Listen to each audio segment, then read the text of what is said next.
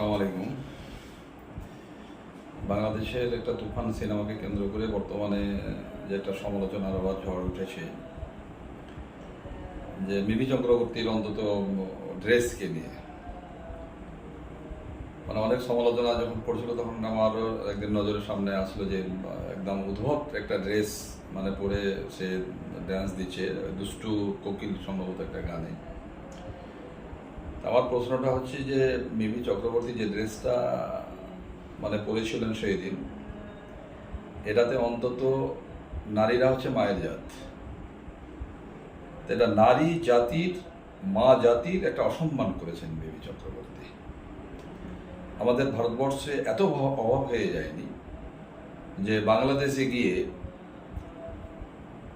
মেয়ের নারীত্বকে বিকৃত করে দিয়ে ওখানে টাকা উপার্জন করতে হবে।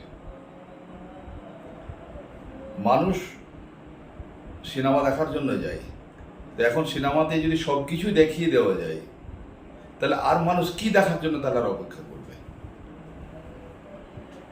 ওনাকে একটা দৃষ্টান্তমূলক, আমাদের যেতে এটা আমাদের ইন্ডিয়ার উনি মেয়ে, আমাদের ওয়েস্ট বেঙ্গলের নায়িকা হিসাবে কাজ করেন, অনেক সিনেমা করেছে যেটা শুনেছি। তো ওনার একটা দৃষ্টান্তমূলক শাস্তি হওয়ার দরকার আছে। তার সঙ্গে বাংলাদেশের যে প্রযোজক রাইহান রফিক, উনি একজন মুসলমান কিন্তু ব্যক্তি, উনি কি করে এই ড্রেসটা পরে উনি অ্যালাউ করলেন? কি করে? উনি কি ন্যূনতম ইসলামিক কোনো জ্ঞান নাই? কোনোদিন স্কুল কলেজে মাদ্রাসায় যদি নাও পড়ে যদি থাকেন, তাহলে কি উনি কোনো মানুষের কাছে, কোনো আলেম সমাজের কাছে শোনেননি? বাংলাদেশে তো অনেক বাঘা বাঘা ইমাম প্রতিদিন জালসা হয়, প্রতিদিন খবরের কাগজে আমাদের দেখতে হয়। তো উনি কি শোনেননি যে মেয়েদের কোন আকিদায়, কোন চলনে, কোন ড্রেসটা পরে কোন অঙ্গ ঢেকে রাখতে হবে আর কোন অঙ্গ খুলে রাখতে হবে? এটাকে উনি জানেন না? পয়সার বিনিময়ে ওকে ইমান টিমানকে সবই বিক্রি করে দিতে হবে। ওনারও কিন্তু একটা দৃষ্টান্তমূলক একটা পানিশমেন্ট হওয়ার কিন্তু দরকার আছে। এটাকে সিনেমা জগৎ থেকে সাসপেন্ড করার দরকার আছে। এগুলোই হচ্ছে কিয়ামতের আলামত।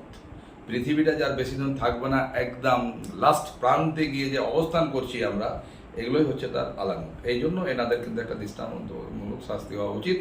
নচেত আমাদের ভারসাম্য, আমাদের ইমান, আমাদের যে মানুষ হিসাবে যেগুলো আমাদের একটা আগিদা, একটা চালচলন যেগুলো থাকার দরকার, সেগুলো কিন্তু দিনে দিন আমরা হারিয়ে যাচ্ছি। আমরা আইএমএ জাহিলিয়াতের সঙ্গে যে এখন কিছু কিছু সিনেমা, কিছু কিছু মানুষের আকিদার তুলনা হয়ে যাচ্ছে।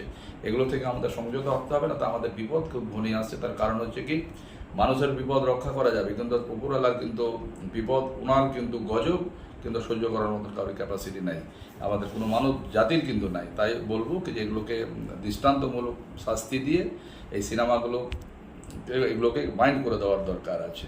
এই বলে আমি আমার বক্তব্য শেষ করছি। ধন্যবাদ।